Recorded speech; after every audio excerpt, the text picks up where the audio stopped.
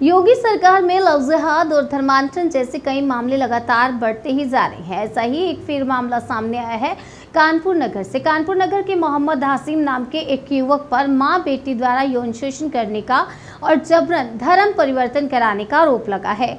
कानपुर के police commissioner कार्यालय पहुंचकर थाना चकेरी की श्याम नगर निवासी एक पीड़िता ने बताया कि उनके पति के एक दोस्त मोहम्मद हासिम का घर पर आना जाना था। अपनी पहचान छुपाकर पहले उनके पति से दोस्ती की, फिर घर में आना जाना शुरू कर दिया। एक दिन जब वे नहीं रही थी तो वीडियो बना लिया और तब से लगातार उनके साथ यौन शोषण कर रहा है। इतना ही नहीं, अब उनकी नाबालिग पुत्री पर भी दबाव बनाकर यौन शोषण करता है और अब धर्म परिवर्तन करने के लिए दबाव बना रहा है।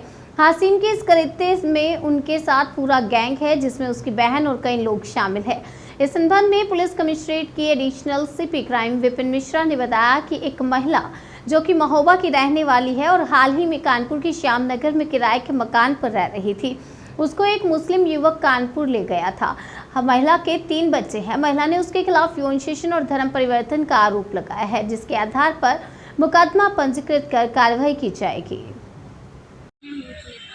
हाँ, क्या हुआ था? कमिश्नर ऑफिस में। जी, क्या घटना हुई आपके साथ में? मेरे साथ लव जिहाद हुआ है। किसने किया है?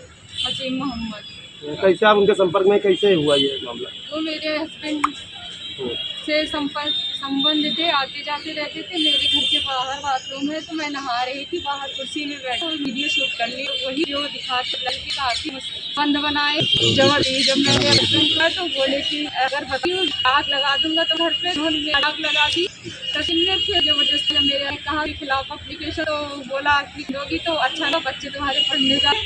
तो मुझे लेके यहाँ जस्ती आया कानपुर 1 साल से जबरदस्ती। ये कानपुर महानगर और उसके आसपास का क्षेत्र लव जिहाद का एक बड़ा गढ़ बन चुका है।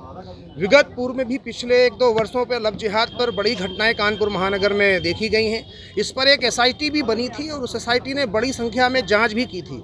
उस एसआईटी में कानपुर के तमाम नाम सामने आए थे और उन नामों के आधार पर कई जांचें हुई थी, लेकिन लव जिहाद का मामला रुका नहीं है। कानपुर फिर इसी लव जिहाद की आग में झुलसता जा रहा है। आज ये जो मामला हम यहाँ कमिश्नर महोदय कानपुर में लेकर आए हैं, ये उसी से मिलता जुलता है। हिंदू परिवारों में कभी ये जाते हैं, आपस में बातचीत करते हैं, धीरे धीरे उनको बहलाकर फुसलाकर और तमाम तरीकों का प्रलोभन देकर उनके घर में उनकी दयनीय दशा दिखाकर उनको अच्छे रेस्टोरेंट में भोजन कराना या इस प्रकार आगे लुभावने सपने दिखाकर उनको बहलाने का काम करते हैं। मोहम्मद हासिम ने भी इस महिला के साथ यही काम किया पिछले 1 वर्ष से अवैध तरीके से कानपुर में, जिसमें आईडी भी उसने फर्जी बनाई। एक फर्जी आईडी का भी प्रकरण इसमें आया, जिसने यहाँ पर फर्जी आईडी पर मकान लिया और यहाँ पर उसके 3 बच्चे थे, 2 बेटियाँ और 1 बेटी। बेटी जो माइनर थी उसके साथ भी उसने अवैध संबंध और अनैतिक कृत्य करने का प्रयास किया और जो महिला है उसके साथ वो लगातार कर ही रहा था। इसमें उसका साला, उसका परिवार सारा सपोर्टिव था और मज़ारों पर, मदरसों पर ले जाना और सोची समझी रणनीति के तहत ये काम करना। तो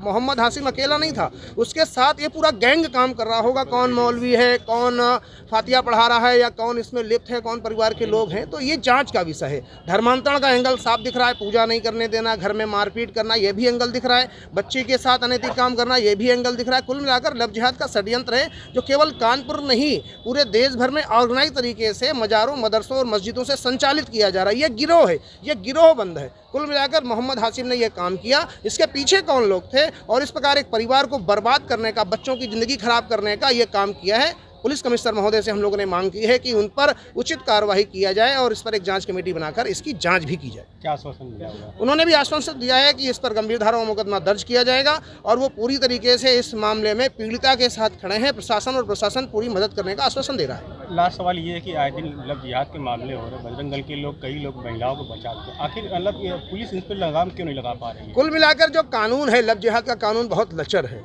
बीच में एक लव जिहाद का कानून बना था, लेकिन उस पर कोई फर्क नहीं पड़ रहा है। इससे उनके हौसले और भी बुलंद होते जा रहे हैं। जब तक समाज में कानून के द्वारा नजीर नहीं प्रस्तुत की जाएगी, दंड नहीं मिलेगा, तब तक दोषियों के हौसले कम नहीं होंगे। ये लगातार निरंतर बढ़ता रहेगा। इसमें कानून का कठोरता से पालन करना चाहिए और समय रहते हुए जो दोषी है उस पर कार्रवाई करनी चाहिए। उसने आईडी बना ली, फर्जी आईडी बनाई है, उसको उसी गंभीर धाराओं में मुकदमा दर्ज करके जेल भेजना चाहिए। साथ में ये आर्टिकल 21 का वायलेशन है, जो कि हिंदुओं का अधिकार, हिंदू इस देश में 2म दर्जे का नागरिक बन चुका है, 2म दर्जे का शहरी बन चुका है। सरकार यह चाहती है, यह अंतर्राष्ट्रीय जिहादी षड्यंत्र है जिसमें यह बताया जा रहा है कि हिंदुओं को जीवन का अधिकार नहीं है, हिंदू परिवारों को कैसे नष्ट किया जाए, हिंदू बहनों बेटियों की अस्मिताओं को, उनके परिवारों को कैसा विखंडन किया जाए। यह अंतर्राष्ट्रीय साजिश का हिस्सा है, यह जिहादी साजिश का हिस्सा है, यह आर्टिकल 21 का वायलेशन है। योगी सरकार में आए दिन खुलेआम इस तरह की चीज़ें हो रही हैं, घटित हो रही हैं। हमारे परिवार, हमारा समाज एक खंडहर बनता जा रहा है, परिवार में आए दिन परिवारों का विच्छेद हो रहा है और यह एक सोची समझी साजिश है। योगी सरकार इस पे एक्शन नहीं लेती है तो हम यूएन जाएंगे, यूनाइटेड नेशंस में हम ह्यूमन राइट वायलेशन की मांग करेंगे, क्योंकि हमारा देश अगर हमें सुरक्षा नहीं दे पाएगा,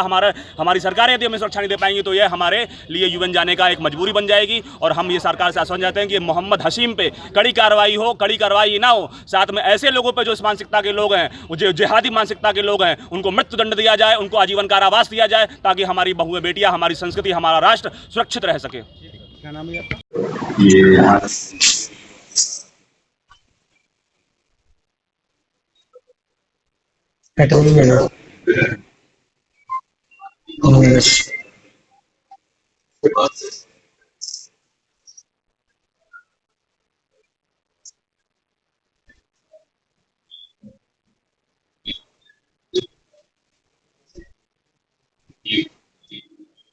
Yeah.